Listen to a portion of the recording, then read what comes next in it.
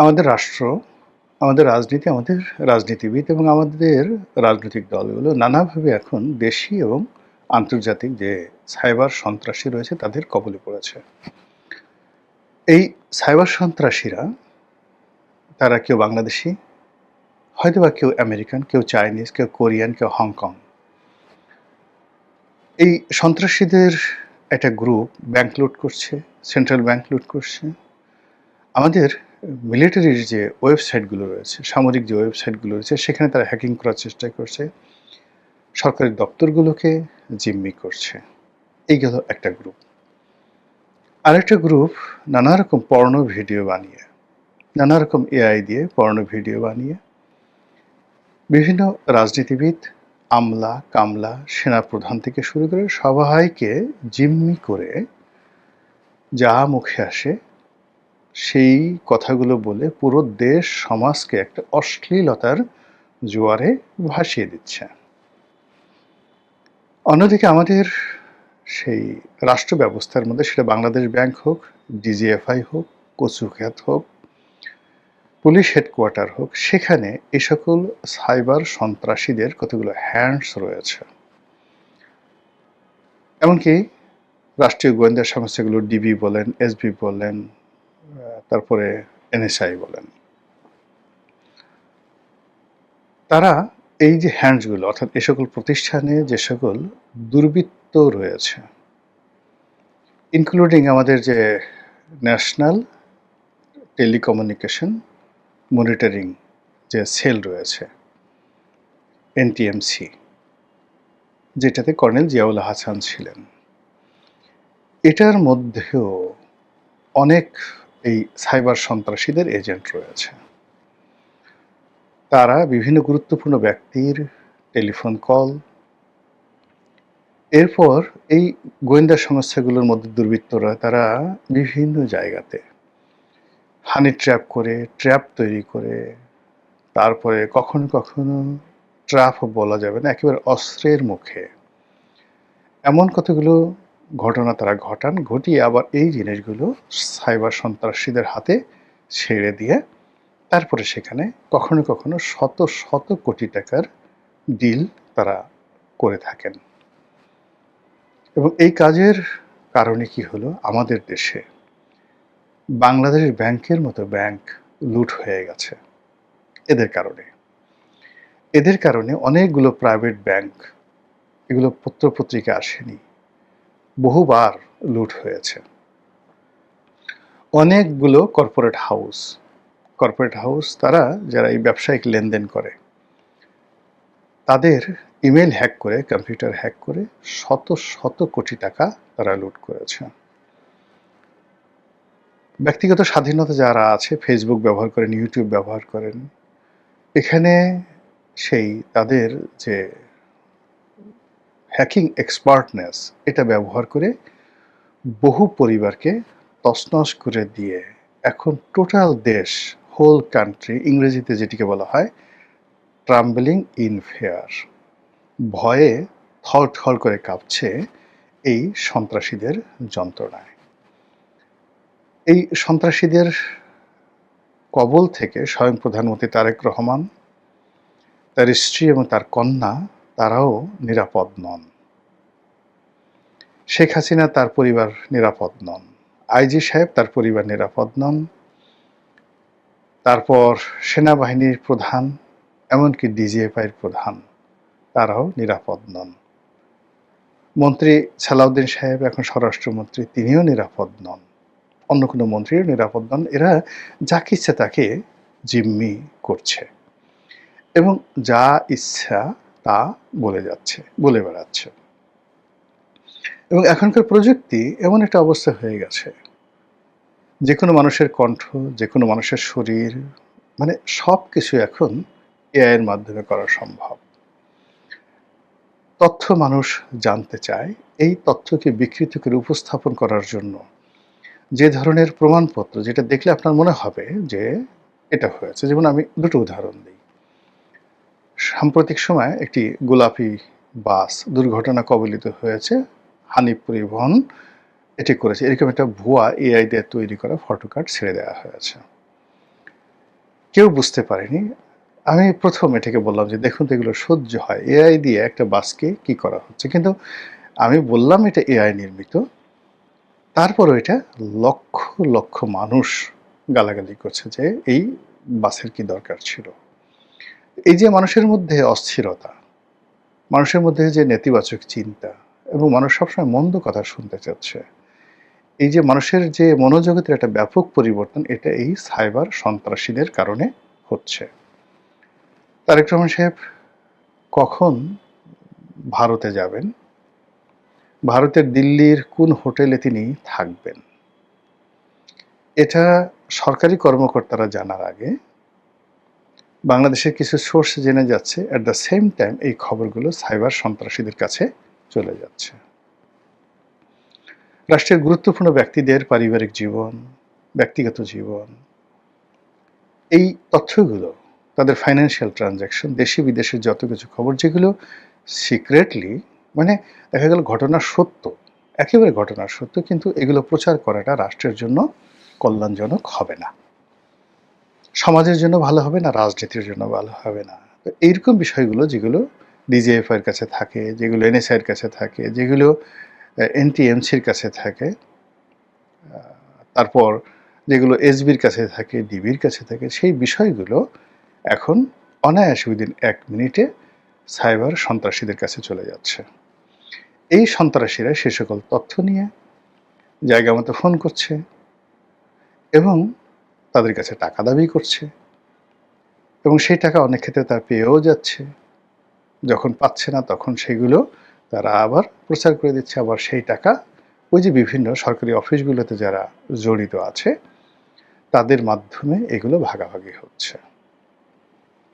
এই যে cyber security, সেই সাইবার সিকিউরিটির কারণে শেখ হাসিনার সর্বনাশ ঘটেছে, ডক্টর মোহাম্মদ ইউনূসের সর্বনাশ ঘটেছে, আসিফ নজরুল থেকে মোস্তফা সরোয়ার ফারুকী সবার যেভাবে ঘটনা ঘটেছে, একইভাবে এই জমানাতে জামাতের আমির, জামাতের সাধারণ সম্পাদক, এনসিপির অনেক নেতৃবৃন্দ, বিএনপির অনেক নেতৃবৃন্দ, প্রভাবশালী মন্ত্রী, তারা সবাই এই সন্ত্রাসীদের নেটওয়ার্কের মধ্যে পড়ে গেছে, তাদের জালের মধ্যে পড়ে গেছে, তাদের ফাঁদের মধ্যে পড়ে গেছে। এখন সবাইকে জিম্মি করা হচ্ছে। জাস্ট কিভাবে তথ্য বিকৃত হয়, জাস্ট একটা উদাহরণ দেই। যেমন আমাদের ধরেন সালাউদ্দিন সাহেব, এখন সবাই তাকে শিলং সালাউদ্দিন ডাকছেন। একজন ভদ্রলোক, আপনি যেভাবে তিনি র্যাবের হাতে নিগৃহীত হয়েছেন, অপমানিত হয়েছেন এবং যেভাবে র্যাব তাকে বাংলাদেশ থেকে নিয়ে পাগল বানিয়ে ভারতের শিলংয়ের মাটিতে ছেড়ে দিয়েছেন, ওই ছবিটা আপনি দেখেন। শুকনো, জীর্ণ, অর্ধ উন্মাদ, চাদর গায়ে দেয় একজন মানুষ এবং তাকে যে আয়না ঘরে রেখে দীর্ঘদিন অভুক্ত রাখা হয়েছে, তার ওজন অর্ধেক করে দেওয়া হয়েছে। ওই দৃশ্য, ওই ছবি থাকার পরেও এই সাইবার সন্ত্রাসীদের কারণে আমরা এখন তাকে শিলং সালাউদ্দিন বলছি। আচ্ছা, এরপর তাকে আমরা বলছি তিনি এস আলমের লোক। এখন এই সাইবার সন্ত্রাসীরা এমনভাবে এই জিনিসগুলো তুলছেন যে আপনি এর বিরুদ্ধে কোনো ন্যারেটিভ তৈরি করতে পারবেন না। জনাব সালাউদ্দিন সাহেবের ছেলে একেবারে বয়সে তরুণ, আমাদের ছেলের বয়সী। এখন এই সালাউদ্দিন সাহেবের ছেলে, সে একটা প্রফেশনে আছে, একটা কাজ করার চেষ্টা করছে। এখন সেই কাজ করার চেষ্টা করার পরে তার কয় টাকা লাভ হলো, কয় টাকা বেতন পেলো, কি হলো, সব কিছুর ব্যাংক ডিটেলস আছে। অন্যায় করলে আপনি বলেন তথ্য প্রমাণ সহকারে, কিন্তু তিনি মানে সালাউদ্দিন সাহেবের ছেলে 40,000 কোটি টাকা এখান থেকে এই কাজ করে ফেলছে। এই ধরনের ভুয়া তথ্য দিয়ে এই সাইবার সন্ত্রাসীরা মানে সালাউদ্দিন সাহেবের মতো সবচেয়ে পাওয়ারফুল মানুষকে তছনছ করে দিচ্ছে। এবং এই যে সাইবার সন্ত্রাসীদের এই আক্রমণটা গত 2 বছরে মারাত্মক আকার ধারণ করেছে। যতটুকু আমি জানি যে আওয়ামী লীগ জামানাতে স্বরাষ্ট্রমন্ত্রী ছিলেন আসাদুজ্জামান খান কামাল। একেবারে নিতান্ত ভদ্রলোক মানুষ, শান্তশিষ্ট মানুষ, কারো ওইভাবে ক্ষতি কখনো করেছেন এরকম আমাদের জানা নেই। কিন্তু যেহেতু তিনি স্বরাষ্ট্র মন্ত্রণালয়ের মতো একটা মন্ত্রণালয়ের মন্ত্রী, কাজেই তাকে এটা টোকা দিবে, একটা বাজে কথা বলবে, তার ছেলেকে নিয়ে এটা কোনো সাইবার সন্ত্রাসী এটা রিপোর্ট করবে, এই ধরনের কথা কেউ কল্পনায় আসতো না। যদি আওয়ামী লীগ জমানাতে সেই সালাউদ্দিন সাহেবের ছেলেকে নিয়ে যে ঘটনা এখন ঘটছে, এরকম ঘটনা যদি সেই আসাদুজ্জামান খান কামালের ছেলের ক্ষেত্রে ঘটতো, সঙ্গে সঙ্গে আসাদুজ্জামান খান কামালের কিচ্ছু বলতে হতো না, সঙ্গে সঙ্গে বিপ্লব, হারুন, মেহেদি, এরপরে মোল্লা নজরুল, এইরকম অন্তত পক্ষে 50 জন পুলিশ কর্মকর্তা, কিচ্ছু বলতে হতো না। সেখানে আন্টু বান্টু, পিঙ্কু মিঙ্কু, ইল্লু বিল্লু, যারা এই ধরনের সন্ত্রাসী কর্মকাণ্ড করে, ওদের বাপ মা 14 গোষ্ঠী একদম ধরে এনে রীতিমতো, মানে কি বলবো, বাপের নাম ভুলিয়ে দিত, বাপের নাম ভুলিয়ে দিত। ফলে কি হলো, ওই জমানাতে কিন্তু মানে তারা পাগলামো করেছে, বদমাইশি করেছে, কিন্তু এরকম স্বরাষ্ট্রমন্ত্রীর সঙ্গে নয়। আপনি কি দেখেন তো আসাদুজ্জামান খান কামালকে নিয়ে এই ধরনের কোনো কথাবার্তা আছে কি না, কিংবা অন্য যারা খুব পাওয়ারফুল মানে ওই সময়টাতে মন্ত্রী ছিলেন, জাহাঙ্গীর কবির নানক, বাহাউদ্দিন নাসিম, তারা মন্ত্রী না কিন্তু দলের মধ্যে খুব পাওয়ারফুল ক্যাডার মেনটেন করতেন। তাদের নিয়ে দেখেন তো এই সমস্ত পাগলামি করছে কিনা, কোনো পাগলামি না। যদি এরকম কোনো পাগলামি করতো, ওদের বাড়িতে, ভিটা বাড়িতে বুলডোজার দিয়ে ভেঙে ওখানে বাগুন, মানে বেগুন চাষ করে ফেলতো, আমরা বাগুন বলি, বেগুন চাষ করে ফেলতো। কিন্তু ইনুস জামানাতে সব কিছু এতটা এলোমেলো হয়ে গেল। সেই এলোমেলোর কারণে যে কোনো সচিবের কান মলে দেওয়া কোনো ব্যাপার ছিল না। যে কোনো মন্ত্রী, সাবেক মন্ত্রী, নির্বাচন কমিশনার, প্রধান নির্বাচন কমিশনার, বিচারপতি, প্রধান বিচারপতি, তাদের গালে জুতোর বাড়ি দেওয়া, গলায় জুতোর মালা পরানো, এগুলো সব ডালভাত হয়ে গিয়েছিল।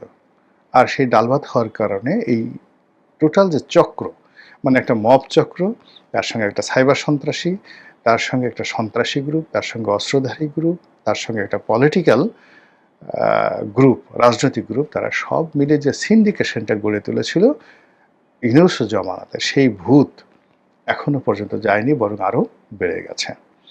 এবং সেই সাইবার সন্ত্রাসীরা এখন এই নতুন যে সরকার আছে, নতুন সরকারকে যত বেশি আক্রমণ করছে, এবং তারা এখন, আগে বিভিন্ন জায়গা থেকে তারা প্রমোশনাল মানি পেত, তো সেই প্রমোশনাল মানিটা বন্ধ হয়ে যখনই গেছে, সঙ্গে সঙ্গে আবার তারা তাদের যারা নিয়োগকর্তা তাদেরকেও গালাগালি করেছে, তাদেরকেও আজে বাজে কথা বলেছে, আবার টাকা পয়সা দিয়ে তাদেরকে মানে যাকে বলা হয় দমন করা গেছে। ওই যে দেখেন আরাফ নামে একটা ছেলে আছে, দুবাইতে থাকে, তো সেই আরাফের সাথে মধ্যে এরকম দেখা গেল কিছু সাইবার সন্ত্রাসীদের গন্ডগোল হয়ে গেল, সিরিয়াস। এখন আরাফ যত স্ট্রংলি সেটা মোকাবেলা করেছে, ওভাবে সালাউদ্দিন সাহেব পাচ্ছেন না। কিংবা ধরুন একজন নীলা ইব্রাহিম, ইসরাফিল, বা একজন ধরেন গোলাম মৌলা রানী, কিংবা ধরুন একজন মেঘনা আলম, আমাদের মতো সাধারণ মানুষ, আমরা ইভেন নুরুল হক নূর, আমরা যেভাবে এই ধরনের সাইবার সন্ত্রাসীদেরকে মোকাবেলা করেছি, এরা কে কি বললো, কি রিপোর্ট করলো, কোন করলো, ডাজ নট ম্যাটার। ফলে কি হলো দেখুন, যে তারা এই আমাদের মতো লোকজনকে নিয়ে আর ঘাটাঘাটি করতে সাহস পাচ্ছে না।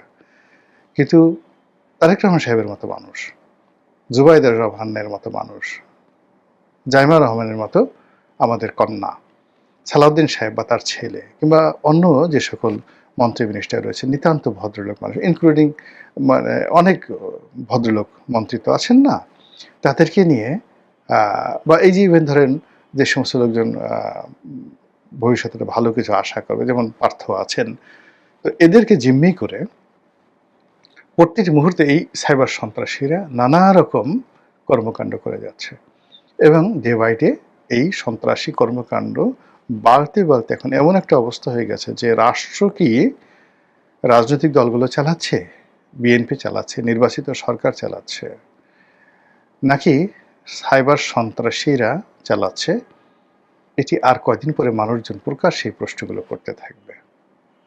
কাজে আমি মনে করি রাষ্ট্রের সর্বশক্তি নিয়োগ করে এই সাইবার সন্ত্রাসী, তাদের যে সকল এজেন্ট রয়েছে, ইভেন তাদের শেখ হাসিনা যে কাজটি করেছে, তাদের অনেক আত্মীয় স্বজনকে দিয়ে শেখ হাসিনার জামানাতে তাদেরকে সবসময় একটা টাইটের উপর রেখেছিল, কান্নার উপরে, দৌড়ের উপর রেখেছিল।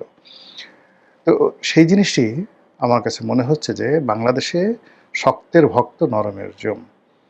এখানে কিছু মানুষ আছে আপনাকে তাদেরকে চড় থাপ্পড় মারতে হবেই। কিছু মানুষ আছে আপনি যদি তাদেরকে লাথি না মারেন সে বুঝবেই না যে তাকে অপমান করা হয়েছে। এখানে দুর্বলের কোনো জায়গা নেই। এখানে আপনি কথা যেভাবেই বলেন না কেন, ইউ মাস্ট হ্যাভ এ পাওয়ার। আপনার শক্তি থাকতে হবে। সেই শক্তিটা যারা প্রয়োগ করেছে বা করতে পারে তারাই এই সমাজে রাজনীতি বলেন, অর্থনীতি বলেন, ব্যবসা বলেন, বাণিজ্য বলেন সব জায়গায় টিকে থাকতে পারেন। এইখানে আপনি একটু খরগোশ প্রকৃতির হলে, একটু ভদ্রলোক প্রকৃতির হলে মোটামুটি আপনাকে একেবারে মামলেট করে তারপরে সে পোজ করে ডিম যেভাবে খায় অথবা মাঝে মাঝে ডিম আমরা অনেক সময় গিলে খেয়ে ফেলি, ওইরকমভাবে খেয়ে ফেলার মতো লোক আছে এবং সেই লোকগুলোর মধ্যে এখন সবচেয়ে রাক্ষস রূপে যারা আসছে তারা এই সাইবার সন্ত্রাসী। আল্লাহ আমাদের সবাইকে হিকমত দান করুন বুঝার, তাগত দান করুন, শক্তি দান করুন এদেরকে মোকাবেলা করার। আর যারা এদের দ্বারা ক্ষতিগ্রস্ত